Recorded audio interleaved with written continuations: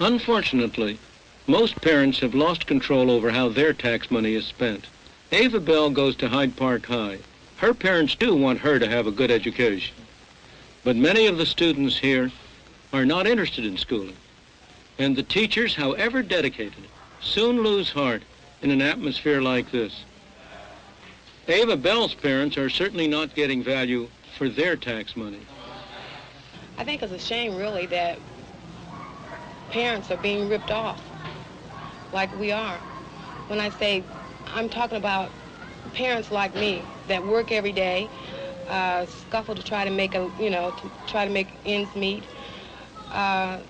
We send our kids to school hoping that they'll receive something that will benefit them in the future for when they go out here and compete in the job market. Unfortunately, none of that is taking place out at Hyde Park. Children like Ava are being shortchanged by a system that was designed to help them. But there are ways to give all parents more say over their children's schooling.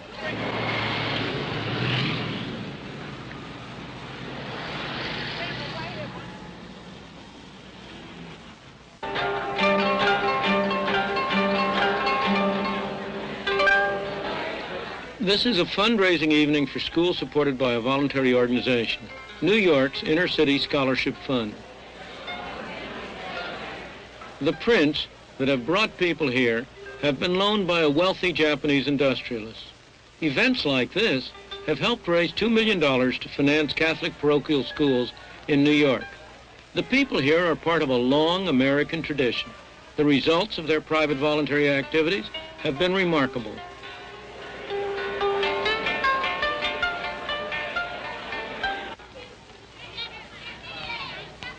This is one of the poorest neighborhoods in New York City, the Bronx.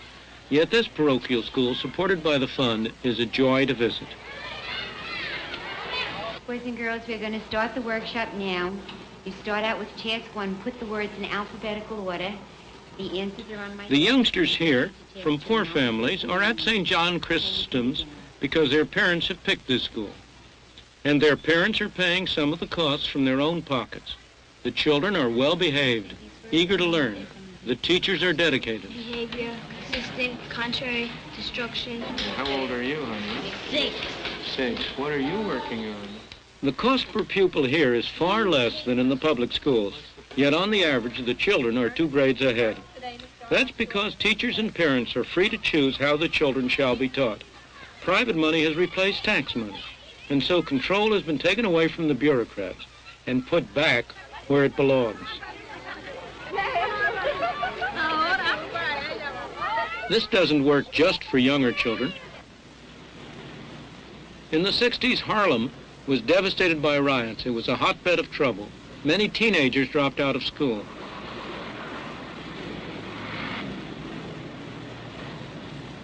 Groups of concerned parents and teachers decided to do something about it. They used private funds to take over empty stores, and they set up what became known as storefront schools.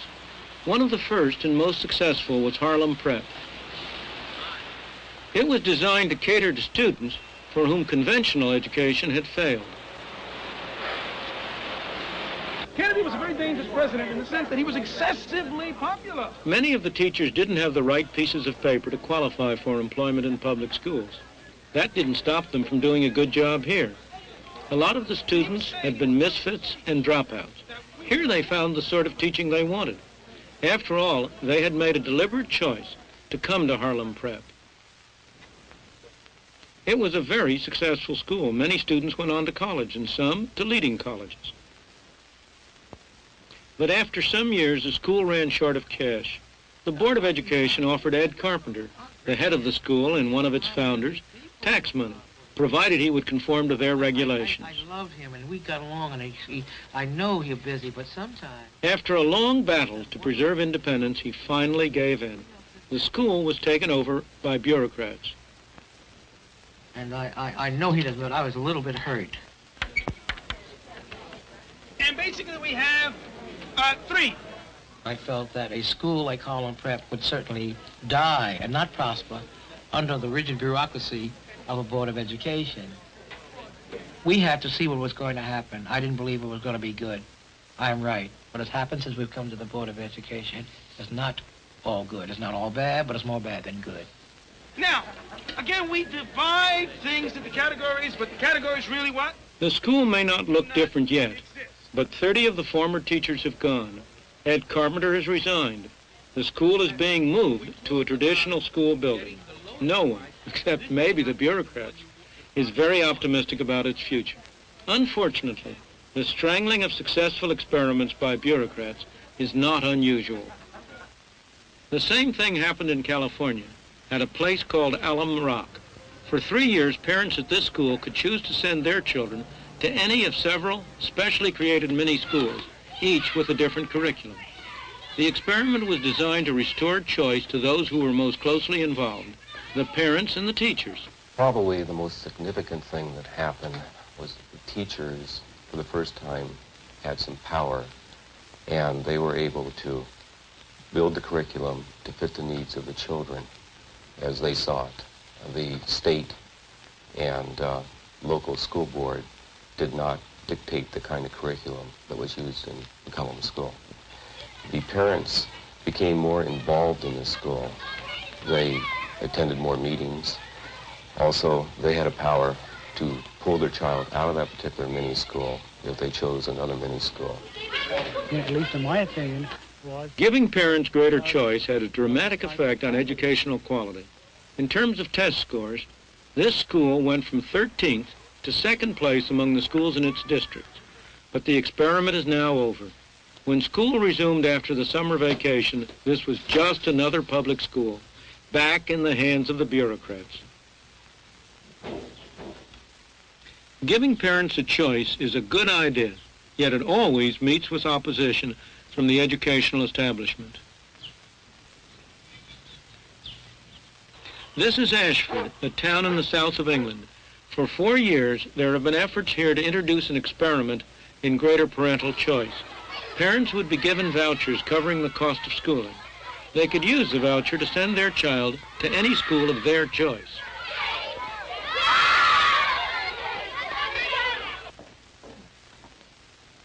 I have long believed that children, teachers, all of us, would benefit from a voucher system. But the headmaster here, who happens also to be secretary of the local teachers union, has very different views about introducing vouchers. We see this as a barrier between us and the parent. This sticky little piece of paper in their hand, coming in and under duress, you will do this or else. We make our judgment because we believe it's in the best interest of every Willie and every little Johnny that we've got, and not because someone's going to say, if you don't do it, we will do that. It's this sort of philosophy of the marketplace that we object to. In other words, Mr. G objects to giving the customer, in this case the parent, anything to say about the kind of schooling his child gets. Instead, the bureaucrats should decide. We are answerable to parents through our governing bodies, through the Inspectorate to the Kent County Council, and through Her Majesty's Inspectorate to the Secretary of State. These are people, professionals, who are able to make professional judgments. But things look very different from the point of view of parents. Jason Walton's parents had to fight the bureaucracy, the professionals, for a year before they could get him into the school that they thought was best suited to his needs. As the present system stands, I think virtually parents have got no freedom of choice whatsoever. They are told what is good for them by the teachers. They are told that the teachers are doing a great job, and they've just got no say at all. If the voucher system were introduced, I think it would bring teachers and parents together, I think closer. A parent that is worried about his child would remove their child from a school that wasn't giving a good service and take it to one that was. And if a school is going to crumble because it's got nothing but vandalism, it's generally slack on discipline, and the children aren't learning, well, that's a good thing from my point of view. Even good schools like this would benefit from a voucher system, from having to shape up or see parents take children elsewhere. But that's not how it looks to the headmaster. I'm not sure that parents know what is best educationally for their children. They know what's best for them to eat. They know the best environment they can provide at home. But we've been trained to ascertain the problems of children, to detect their weaknesses, to put right those things that need putting right. And we want to do this freely, with the cooperation of parents, and not under any undue strains.